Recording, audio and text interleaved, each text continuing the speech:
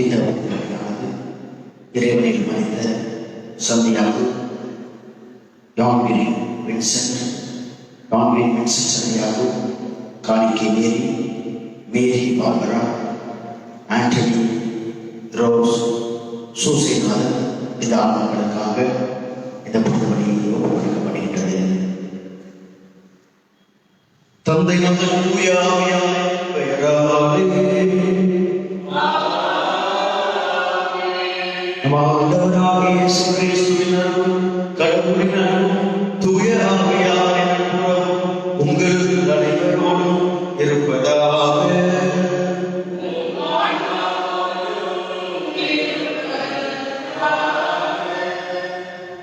கிறிஸ்து நம் வாழ்வில் அடையாளமாக இருக்கிறார். இறைவனை கண்டுகொள்வோம், இறை அருளை பெற்றுக் கொள்வோம், நன்மைகள் செய்து உயர்வடைவோம் என்ற நற்சிந்தனையை வாழ்வுக்கு கற்றுக் கொடுக்கிறது. எனவே நன்மையின் தேவனிடம் நம் நன்மைகளோடு வாழ, நன்மை செய்து வாழ அவரை கேட்போம். இந்த புனித வழியிலே இறைவனை நாம் நிறைவேற்றுவோம். தடையாக இருக்கின்ற நம் குற்றங்கள், குறைகள், பாவங்கள், பலவீனங்களை எண்ணி மனவருந்துவோம், மன்னிப்பு கேட்போம். எல்லாம் வல்ல இறைவனிடமும் சகோதர சகோதரிகளிடமும் நான் பாவியாக ஏற்றுக்கொள்கிறேன். ஏழைகளின் சிந்தனையாலும் சொல்லாலும் செயலாலும் கடவுளின் தவறுகளாலும் பாவங்களும் பல செய்தேன். என் பாவமே என் பெரும் பாவமே. ஆகையால் எப்பொழுது கனியாக வாழ்ந்த சகோதர சகோதரிகளே, நம்மிலே எனக்காகவே எல்லாம் வைத்து நம் பாவங்களை மன்னித்து நம்ம இன்றை வாழ்க்கைக்கு அழைத்து செல்வாராக.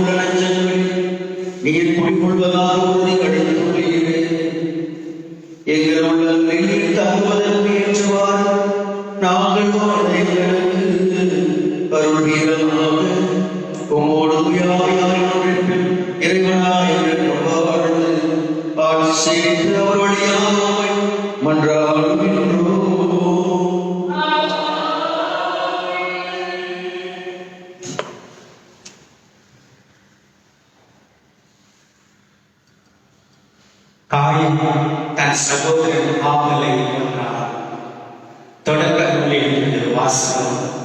அதிகாரம் 4, 1, 15 மற்றும் 25 வரை உள்ள இறை வார்த்தைகள்.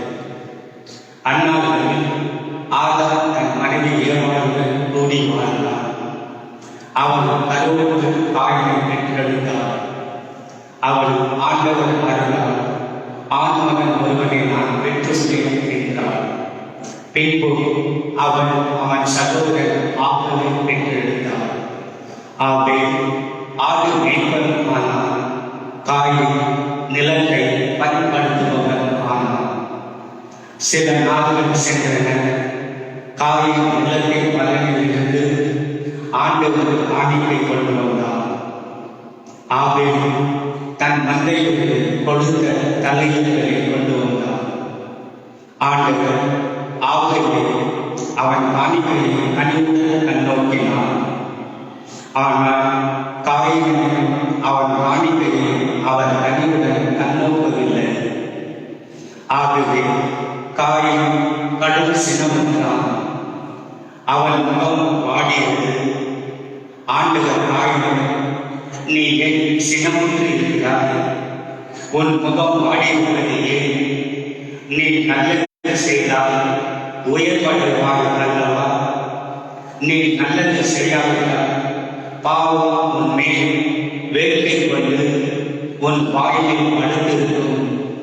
நீ அதை அடக்கி ஆட வேண்டும் என்றார். காயின் தன் சகோதரன் ஆபேலிடம், நாம் வயல்வெளிக்கு போவோம் என்றார். அவர்கள் வெளியில் இருந்த பொழுது காயின் தன் சகோதரன் ஆபேலின் மேல் வாழ்ந்து அவனை கொண்டார். ஆண்டவர் காயினிடம், உன் சகோதரன் ஆபேல் எங்கே என்று கேட்டார். அதற்கு அவர், எனக்கு தெரியாது, நான் என் சகோதரன் காவலாளியோ என்றார். அதற்கு ஆண்டவர், நீ என்ன செய்திருக்கிறாய்? உன் சகோதரின் ரத்தத்தின் குரல் மண்ணிலிருந்து என்னை நோக்கி கதறி கொண்டிருக்கிறது. இப்பொழுது உன் கைகள் சிந்திய உன் சகோதரின் ரத்தத்தை தன் வாயிலிருந்து குடித்த மண்ணை முன்னிட்டு நீ சபிக்கப்பட்டிருக்கிறாய். நீ மண்ணில் பயிரிடும் பொழுது அது இனிமேல் பலன் தராது. மண் உலகில் நீ நாடோடியாக அலைந்து தருவாய் என்றார். காயின் ஆண்டவரிடம், எனக்கு கொடுக்கப்பட்ட தண்டனை என்னால் தாங்க முடியாததாக இருக்கின்றது. இன்று நீ என்னை இம்மண்ணிலிருந்து துரத்தி இருக்கிறேன். உமது முன்னிலிருந்து நான் மறைக்கப்பட்டுள்ளேன். மண் உலகில் நான் நாடோடியாக அலைந்து திரிய வேண்டியுள்ளது.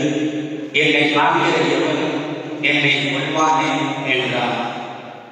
ஆண்டவர் அவனிடம், அப்படி என்று காயின் என்கிற எவனும் 7 தலைமுறை பழிவாங்கப்படுவான் என்று சொல்லி, காயினை கண்டுபிடிக்கும் எவனும் அவனை கொல்லாமல் இருக்க ஆண்டவர் அவன் மேல் ஒரு அடையாளம் இட்டார். ஆதாம் மீண்டும் தன் மகனுடன் கூடி வாழ அவள் மகன் ஒருவனை பெற்று அவனுக்கு செத்து என்று பெயரிட்டார். காயின் ஆபேலை கொண்டதால் அவனுடைய இடத்தில் இன்னொருவனை கடவுள் வைத்தருளினார் என்றார். ஆண்டவரின் அருள்வாக்கு. உங்கள் பதில் கடவுளுக்கு நன்றிகளை செலுத்துங்கள். தெய்வங்களுக்கெல்லாம் இரவெல்லாம் ஆண்டவர் பேசினார். கதிரவன் எழுமுறையிலிருந்து மறைமுறை வரை மறைந்துள்ள உலகை தீர்வு பெற அழைத்தார். நீங்கள் கொண்டு வரும் வழிகளை முன்னிட்டு நான் உங்களை கண்டிக்கவில்லை. உங்கள் எரிவழிகள் எப்பொழுதும் என் முன்னிலையில் உள்ள வல்லமை. கடவுளுக்கு நன்றிகளை செலுத்துங்கள். என் விதிமுறைகளை ஓதுவதற்கு உங்களுக்கு என்ன தகுதி? என் உடன்படிக்கை பற்றி பேசுவதற்கு உங்களுக்கு என்ன அருகதை? நீங்களும் ஒழுங்குமுறையை விரும்புகிறீர்கள், என் கட்டளைகளை தூக்கி எறிந்துவிடுகிறீர்கள். பல்லவு. கடவுளுக்கு நன்றிகளை செலுத்துங்கள். உங்கள் சகோதரரை பற்றி தெளிவாக பேசுகிறீர்கள். உங்கள் தாயின் மக்களை பற்றி அவர்கள் பேசுகிறீர்கள். இவ்வாறு நீங்கள் செய்தும் நான் மௌனமாக இருந்தேன். நான் உங்களை போன்றவர் என்று எண்ணிக்கொண்டீர்கள்.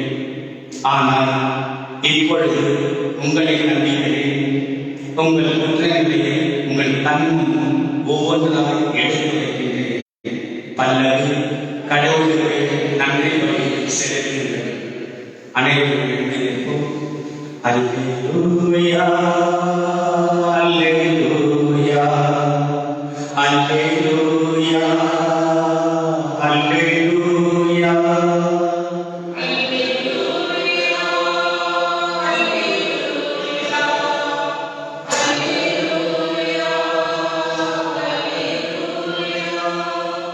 ஆண்டவருடைய வழியும் உண்மையும் வாழ்வும் நானே.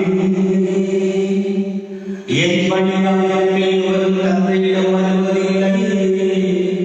அல்லேலூயா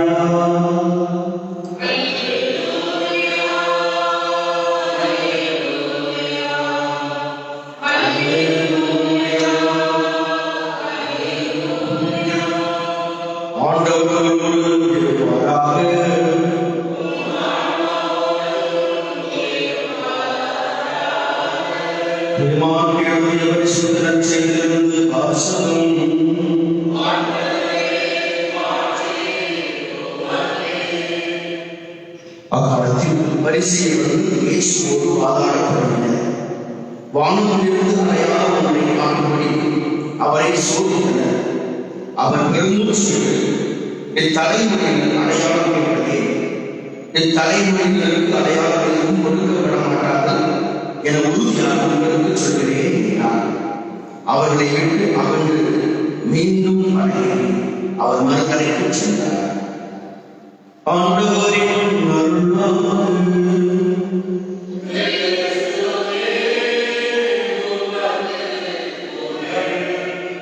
Praise God, praise God.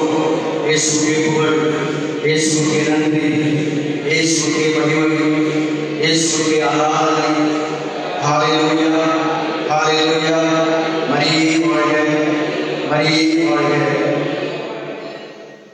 கிறிஸ்துவின் சகோதர சகோதரிகளே, இயேசு கிறிஸ்து வாழ்க்கை இறைவனுடைய அன்பின் அடையாளமாக இருக்கிறார். இறைவனுடைய மன்னிப்பின் அடையாளமாக இருக்கிறார். இறைவனுடைய இறக்கத்தின் அடையாளமாக இருக்கிறார். இயேசு நமது வாழ்க்கையின் அடையாளம் என்பதை இன்றைய திருவள்ளுவர் நமக்கு கற்றுக் கொடுக்கிறது. ஆண்டவரை பார்த்து அடையாளம் தருகிறார்கள். ஆனால் ஆண்டவர் நமக்கு ஒரு அடையாளமாய் வந்திருக்கிறார். இயேசு கிறிஸ்துவை ஒரு அடையாளம் என்பதை அவர்கள் மறந்து போய்விட்டார்கள். ஏற்க அவர்கள் மனம் வரவில்லை. காரணம், அவர்கள் வெளி அடையாளங்களை அவர்கள் எதிர்பார்த்திருந்தார்கள். ஆனால் அடையாளமாய் வந்திருக்கிற இயேசுவை அவர்கள் கண்டுகொள்ளவில்லை. அன்னை மரியாதைக்கு செய்தவர்கள் ஆண்டவர் இயேசு கிறிஸ்துவை ஆலயத்திலே மாநிலமாக ஒப்புக்கொடுக்க சென்ற பொழுது சிமியோன் இறைவாக்காக இவ்வாறு சொல்வார். லூக்கா 2:34-35 வாசிக்கிறோம். இதோ இந்த குழந்தை கடலின் வீழ்ச்சிக்கும் எழுச்சிக்கும் அடையாளமாக இருக்கும், எதிர்க்கப்படும் அடையாளமாக இருக்கும் என்று சொன்னார். இயேசு கிறிஸ்து அவர் பல மனிதர்கள் எதிர்க்கப்படும் அடையாளமாக இருப்பார். அப்படி என்றால் இந்த உலகத்திலே தீமைகளை விரும்புவோம், சாத்தானுடைய செயல்களை விரும்புவோம் அவரை எதிர்க்கின்ற அடையாளமாக பார்த்தார்கள். சாத்தானின் செயல்களை முறியடிப்பதற்காக இயேசு வந்தார். எனவே ஆண்டவர் யாருக்கு எதிர்க்கப்படும் அறிவியாக இருப்பார் என்றால் சாத்தானை எதிர்க்கின்ற அறிவியாக இருப்பார். என்றால் அவர் சாத்தானின் ஒவ்வொரு செயல்களையும் குறைப்பதற்காக வந்தார். எனவே இந்த இறைவன் நமக்கு அடையாளமாக இருக்கிறார் என்பதை நாம் உணர்ந்து கொள்ள வேண்டும் என்றால் நமது உள்ளம் தூய்மையாக இருக்க வேண்டும், நமது உள்ளம் நன்மையாக நிறைந்திருக்க வேண்டும். இந்த முதல் மாசம் ஆண்டவர் காயின் சொன்னார், நீ நல்லது செய்தால் மேற்கொள்வாய், தீமை செய்தால் நீ வாழ்வடைய மாட்டாய் என்று சொன்னார். ஆக ஒரு மனிதனை நிறைவடைய வாழ்வடைய வைப்பது நன்மைகள், நாம் செய்கின்ற நல்ல செயல்கள், நல்ல காரியங்கள் என்றால் காயின் தனது உள்ளத்தில் இருந்து அவன் கொடுத்த காணிக்கை நல்லவர்கள் அல்ல. காரணம் அவன் என்ன நல்லது அல்ல, அவன் உள்ளம் நல்லதாக இல்லை. ஆனால் ஆபேல் தனது ஆட்டு மந்தையிலே மிகவும் சிறப்பானவற்றை ஒழுக்கவற்றை ஆண்டவருக்கு கொடுத்தான். ஆனால் காயின் கடவுளுக்கு கொடுப்பதில் கூட அவனுடைய எண்ணம், அவனுடைய இதயம், அவனுடைய செயலும் நல்லதாக இல்லை. எனவே கடவுள் காணியுடைய அந்த காணிக்கையை ஏற்றுக்கொள்ளவில்லை. காரணம், நன்மைகள் நல்ல மனதின்றி நல்ல எண்ணங்களின்றி கொடுக்கின்ற காணிக்கைகள் இறைவனுக்கு ஏற்புடையதாக மாறாது. ஆக கடவுள் அவனுடைய காணிக்கைகளை வெறுத்ததாக அவன் கோபப்படுகிறான். மனித வாழ்க்கையிலே இந்த கோபம் என்பது பல்வேறு விதமான பாவங்களுக்கு காரணமாக இருக்கிறது. கோபம், காயினுடைய கோபம் ஆவையை கொல்லுகின்ற அளவுக்கு செல்லுகிறது. கோபம் ஒரு மனிதனை கொலை செய்யக்கூடும். எனவேதான் ஆண்டவர் சொல்ற வார்த்தைகள் செய்ய கொலை செய்யாதீர்கள் சொல்ல நீங்கள் கேள்விப்பட்டிருக்கிறீர்கள். ஆனால் நான் உங்களுக்கு சொல்கிறேன், உன் சகோதரனுக்கு சினம் கொள்ள வேண்டாம். ஏனென்றால் கொலையுடைய அடிப்படை சினம், காயனுடைய சினம் தன் சகோதரன் ஆபேலின் மீது பாய்ந்து கொலை செய்யக்கூடியது. எனவே நான் பௌத்தமனை பேசிய 4:26 சினமுற்றால் நீங்கள் பாவம் செய்யாதீர்கள். சினம் ஒரு இயற்கை, கோபப்படுவது இயற்கை, மனிதனுடைய இயல்பு. ஆனால் அந்த சினம் பாவத்திற்கு நம்மை எடுத்து செல்லக்கூடாது. எனவே பொழுது சாயும், சூரியன் சாயும், உங்கள் கோபம் தனியட்டும், உங்கள் கோபம் தனியட்டும். காயினுடைய கோபம் ஆபேலை கொல்லுவதற்கு காரணமாக இருந்தது. நாம் கோபப்படுகின்ற பொழுது மனிதனுடைய நல்ல எண்ணத்தை கொள்கிறோம், நல்ல பெயரை கொள்கிறோம், அதனுடைய வாழ்க்கையை கொள்கிறோம், வார்த்தையால், செயலால், நடவடிக்கையால். அப்பொழுது நன்மைகள் இல்லாமல் போய்கிறது. நன்மை எங்கு இல்லையோ அது கோபம் இருக்கும். கோபம் இருக்கின்ற இடத்துல நன்மைகள், அமைதி, மகிழ்ச்சி, இறைவு எதுவும் இல்லாமல் போய்கிறோம். எனவே ஆண்டவர் காயினை எச்சரித்தார். பாவம் உன் வாயின் வழியிலே படுத்து கிடக்கும். சிந்திஸ் அவையிலும் பாவம் எல்லா இடத்திலும் இருக்கிறது. பாவம் உனது வாயின் வழியில் படுத்து கிடக்கும். நீ அதை அடக்கி ஆளவில்லை என்றால் பாவம் உன்னை அடக்கி ஆளும். ஆண்டவர் காயினை எச்சரித்தார். ஆனால் கடவுளுடைய வார்த்தையை நாம் கேட்கவில்லை. எனவே கடவுளுடைய அருளையும் இரக்கத்தை அவர் பெற்றுக்கொள்ளும்படியாக ஆண்டவர் மீது கருணை புரிகிறார். கடவுளுடைய இரக்கத்தை பாருங்கள். அவனை தண்டித்தாலும் அவன் கேட்டுக்கொண்டதற்கு இணங்க ஆண்டவர் அவனுக்கும் கருணை புரிகிறார். இறைவன் ஒரு பாவி கருணை புரிகின்ற இறைவன் இறைவன். எனவே நாமும் பலகலைகளே பாவியாக இருக்கலாம், நன்மை செய்ய வளர்ந்திருக்கலாம். ஆபேலின் இரத்தம் ஆண்டவரை நோக்கி கூப்பிட்டது. ஆனால் நமக்காக இயேசு இரத்தம் செய்தார். அவருடைய இரத்தம் நமக்காக தந்தையை நோக்கி பெருமூச்சை திருத்திக் கொண்டிருக்கிறது. 12:24 வருஷம் இயேசுவின் இரத்தம் இந்த நாளிலே சகல பாவங்களை மன்னிக்கட்டும். நம் இறைவனுக்கு ஒப்புக் கொடுப்போம். இறைவனுடைய அருளை பெறுவோம். நன்மைகளின் தேவர்கள் நல்ல வாழ இந்த வேலையிலே வரம் கேட்போம். ஆமென்.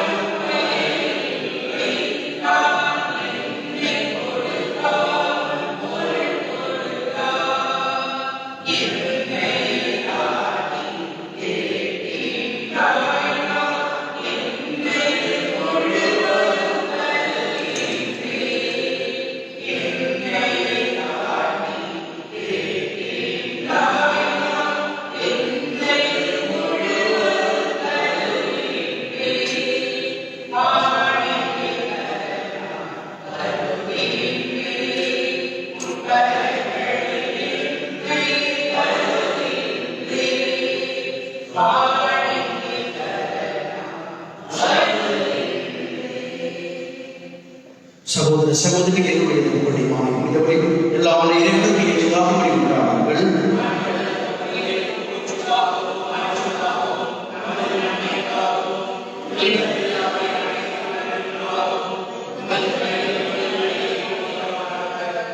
ஆண்டவரே, உங்களை தூய்மைப்படுத்தி புதுப்பிக்க உண்மை வேண்டுகின்றோம். அதனால் முதல் குலத்தை நிறைவேற்றுவர்களுக்கு அது நிலையான பயனும் விளைவிப்பதாக எங்கள் ஆண்டவராகிய இயேசு வழியாக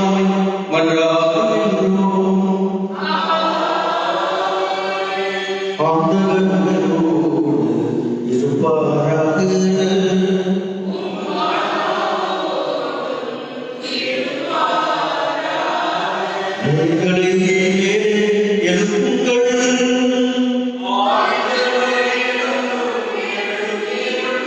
நம் இறைவனாகிய ஆண்டவருக்கு நன்றி கூறுவோம்.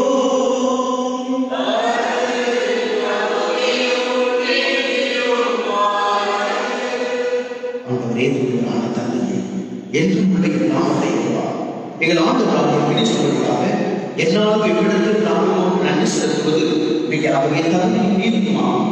எங்கள் கடமையும் இருக்கக்கூடிய செயல்பாகும்.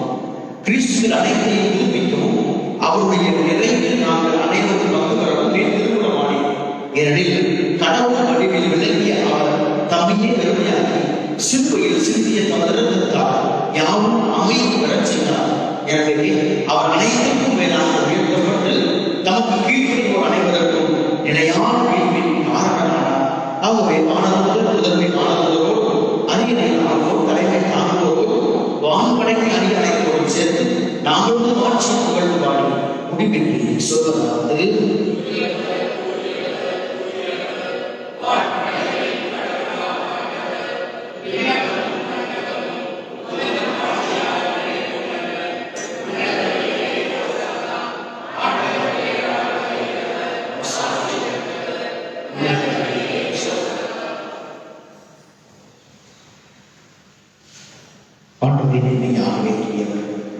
தூய்மை அனைத்திற்கும் உங்களுடைய ஆணையை பொழிந்து காணிக்கையை தூய்மைப்படுத்த வேண்டுகிறோம். இவ்வாறு ஆண்டவர் இயேசு கிறிஸ்துவின் உடலும் இரத்தமுமாக மாறுபடவாக அவர் பார்வையில் உலகணிந்து நம்மை எடுத்தபோது அப்பத்தை எடுத்து நன்றி செலுத்தி அதை விட்டு தம் சீடர்களுக்கு கூறியதாவது: அனைவரும் இதிலிருந்து பெற்று உண்ணுங்கள். ஏனெனில் உங்களுக்காக எழுதப்படும் என் உடல்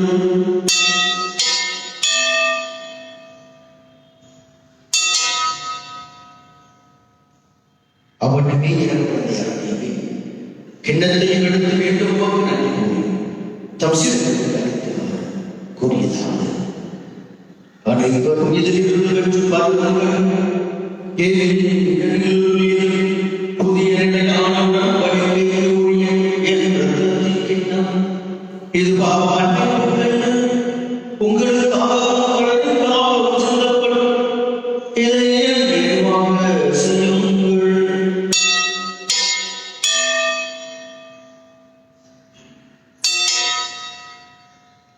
நம்பிக்கையின் மறைபொருள்.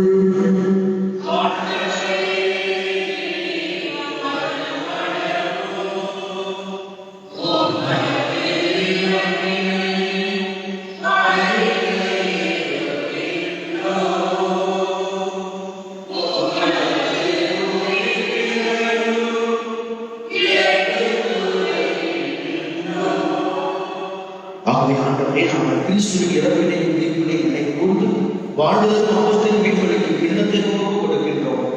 திருமணம் நமக்கு ஊழியக்கூடிய தகுந்தவர்கள் என எங்களை ஏற்றுக்கொண்டு நினைப்போடு நன்றி செலுத்துகின்றோம். மேலும் கிறிஸ்துவின் உடலிலும் இரத்தத்திலும் பங்கு கொள்ளும் என்பதை தூய ஆவியாரோடு சேர்க்க வேண்டும் என உங்களை தாழ்மையுடன் கொண்டாடுகின்றோம். ஆண்டவரே, உலகிற்கு பரவியிருக்கும் உமது திருத்தவையை நினைவு கொண்டனும் எங்கள் திருத்தத்தை ஆட்சி செய்தார் பீட்டர் எல்லா திருநிலைகளோடு உமது திருத்தவை நினைவு வரச் செய்கிறோம். மேலும் உயிர்கள் எதிர்நோக்குடன் துயிர் கொள்ளும் எங்கள் சகோதரர் சகோதரிகளை இறந்தோர் அனைவரையும் இறக்கத்துடன் நினைவு கூர்ந்து உமது திருவுருவ ஒளியோடு ஏற்றோம்.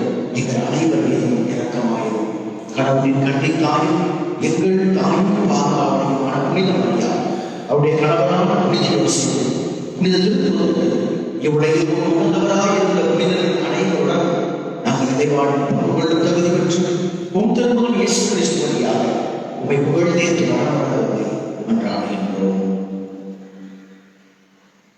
இவர் வழியாக இவரோடு இவரில் இறைவனாகிய தந்தையே, தூய ஆவியானவரே, எல்லா புகழும் ஆட்சியும் என்றென்றும் உமக்கு உரியதே.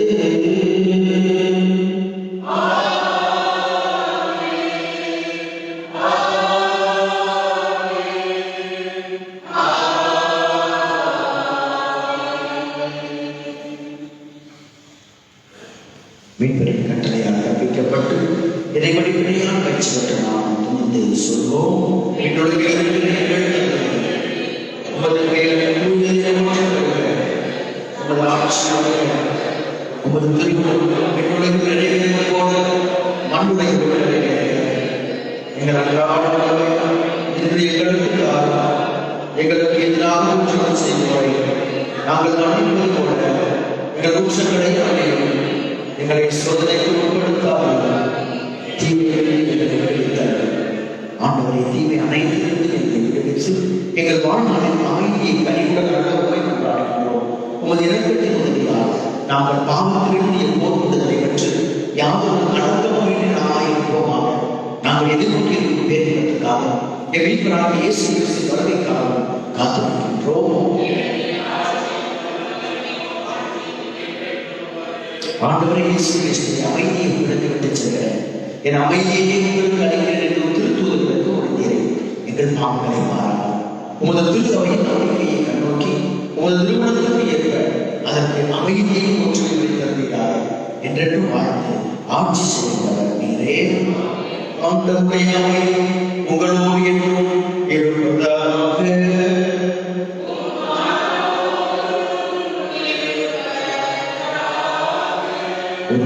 கிறிஸ்து அமைதியை பயிர்கிறோம். கிறிஸ்து அமைதி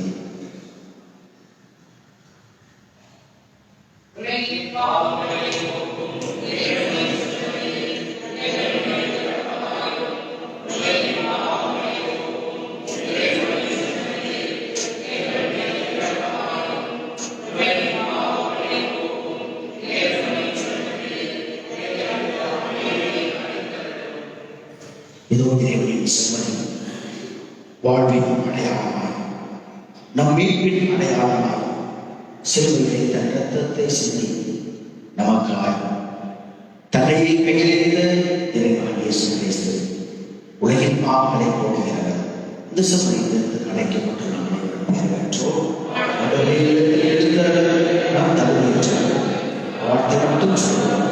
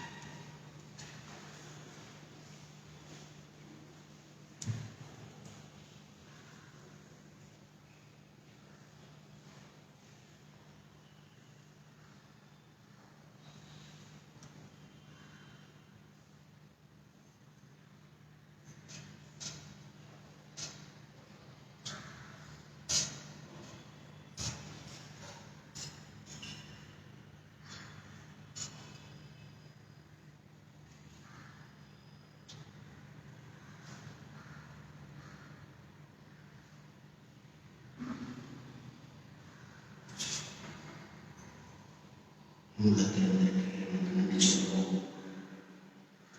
மீண்டுமாக தனது இலக்கத்தினால் ஒரு நாளை கொடுத்திருக்கிறார். இந்த நாளிலே நமது சிந்தனை, சொல், செயல், எண்ணம் எல்லாம் நல்லவையாக இறைவனுக்கு ஏற்புடையதாக மாற அருளை கேட்போம், ஆசீர்வாதத்தை கேட்போம். இந்த நாள் நாம் எடுக்க இருக்கின்ற புதிய செயல்கள், நமது திட்டங்கள், நமது வாழ்க்கைக்கான வழிமுறைகள், முடிவுகள் எல்லாவற்றையும் இறைவன் ஆசீர்வதிக்க முடியாது. நமது குடும்பத்தை, நமது பிள்ளைகளையும், நமது தொழிலையும் இறைவன் நிறைவாக இந்த நாளிலே ஆசீர்வாதத்தோடு நடத்த முடியாது. வெற்றியின் நாளாக அமைய முடியாது. இறைவனுடைய ஆசீர்வாதத்தை நமது நினைவாக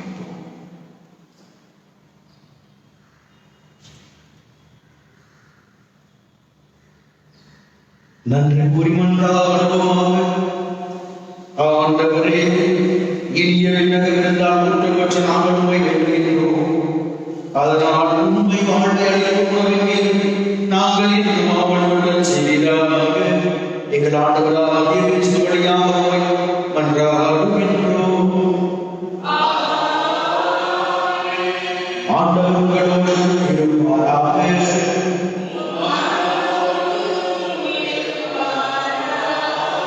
எல்லாவல்ல இறைவன், தந்தை, மகன், தூய ஆவியாரின் ஆசி உங்கள் மீது என்றென்றும் தங்கி உங்களை நிறைவாய் ஆசீர்வதித்து வழிநடத்துவதாக. இறைவனின் அன்பிலும் அன்னையின் ஆசிரியர் வாழ சென்று வாழுங்கள். திருப்பணி நம் வாழ்வில் தொடரட்டும்.